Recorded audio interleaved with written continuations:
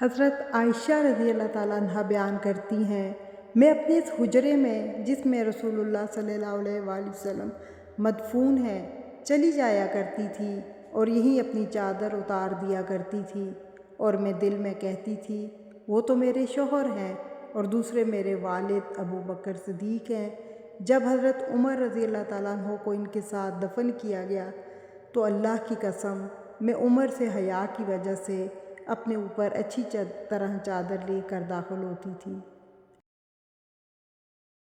رسول اللہ صلی اللہ علیہ وآلہ وسلم نے فرمایا، آنکھوں کا زنا نامحرم کی طرف دیکھنا ہے، کانوں کا زنا نامحرم عورت سے شہوت انگیز باتیں سننا ہے، اور زبان کا زنا محرم عورت سے شہوت انگیز باتیں کرنا ہے، اور ہاتھوں کا زنا نامحرم عورت کو برے ارادے سے چھونا ہے، اور پاؤں کا زنا بدکاری کی طرف جانا ہے۔ دل خواہش و آرزو کرتا ہے اور شرمگاہ اس کی تصدیق یا تکذیب کرتی ہے۔ رسول اللہ صلی اللہ علیہ وآلہ وسلم نے فرمایا، جب جنازے کو رکھا جاتا ہے اور لوگ اسے کندھوں پر اٹھا لیتے ہیں، اگر وہ نیک ہو تو کہتا ہے مجھے آگے پہنچاؤ، اور اگر وہ صالح نہ ہو تو اپنے گھر والوں سے کہتا ہے تباہی ہو، تم مجھے کہاں لے جا رہے ہو؟ نبی کریم صلی اللہ علیہ وآلہ وسلم نے فرمایا، اللہ کی قسم میں تمہارے متعلق اس سے نہیں ڈرتا کہ تم میرے بعد شرک کرو گے، بلکہ مجھے تمہارے متعلق یہ خوف ہے کہ تم دنیا کے لیے ایک دوسرے سے آگے بڑھنے کی کوشش کرنے لگو گے۔ رسول اللہ صلی اللہ علیہ وآلہ وسلم نے فرمایا، اگر 4 عادتیں تم میں موجود ہیں تو دنیا سے اگر تمہیں کچھ نہ بھی ملے تو کوئی حرج نہیں: امانت کی حفاظت، سچ بولنا، اچھا اخلاق اور پاکیزہ حلال لقمہ۔ رسول اللہ صلی اللہ علیہ وآلہ وسلم نے فرمایا،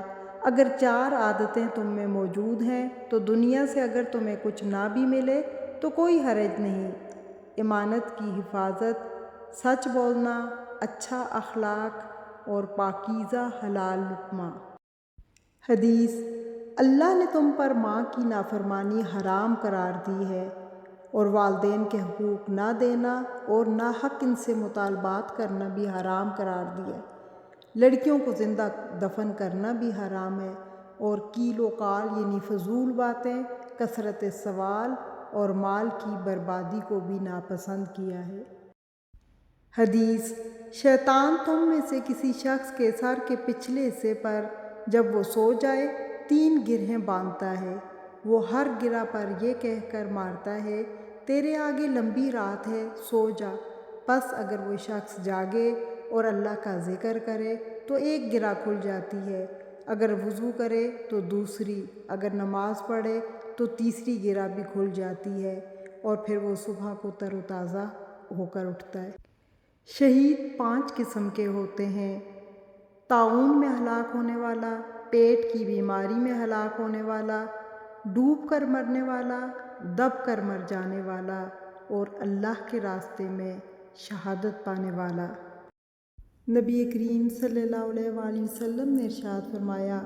قیامت کے دن اللہ تعالیٰ کچھ لوگوں کو چونٹیوں کی شکل میں اٹھائے گا جنہیں لوگ اپنے پاؤں کے ذریعے سے روند رہے ہوں گے، تو یہ دریافت کیا جائے گا ان لوگوں کا کیا معاملہ ہے جو چونٹیوں کی شکل میں ہے؟